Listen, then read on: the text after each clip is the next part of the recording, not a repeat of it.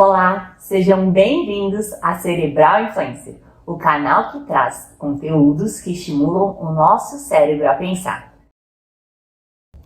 Quem de nós, de fato, nunca subiu em uma balança de manhã, decidiu se pesar e ficou bem animado com o resultado? Porém, com o passar do dia, percebeu que havia ganhado alguns quilinhos até o anoitecer. Verdade é que geralmente costumamos pesar bem menos pela manhã, assim que acordamos, porque nós perdemos uma certa quantidade de líquidos enquanto dormimos. Essa ligeira desidratação matinal, no entanto, pode representar em uma queda considerável em nosso peso corporal, que muitas vezes pode variar em até 2 quilos. Contudo, beber somente 2 copos de água na prática já pode ser capaz de aumentar o peso em até meio quilo.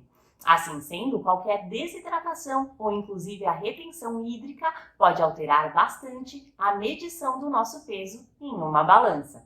No entanto, quando nos hidratamos um pouco antes de dormir, por um lado, não ficamos desidratados pela manhã e isso não refletirá negativamente na balança. E por outro, podemos ainda acordar durante a noite para fazer xixi, eliminando mais água. Além disso, precisamos considerar também o período do jejum noturno. Enquanto dormimos, podemos permanecer em jejum por um período entre 6 e 12 horas. E caso não tenhamos realizado uma refeição muito rica em sódio ou gordura, possivelmente, ao acordarmos, perceberemos uma menor retenção de líquidos e, consequentemente, menos inchaço em nosso corpo.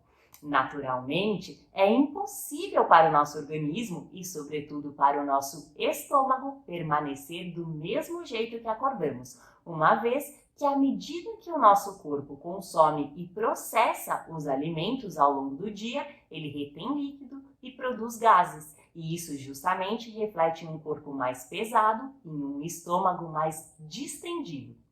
E você, já imaginava que poderíamos acordar mais magros pela manhã?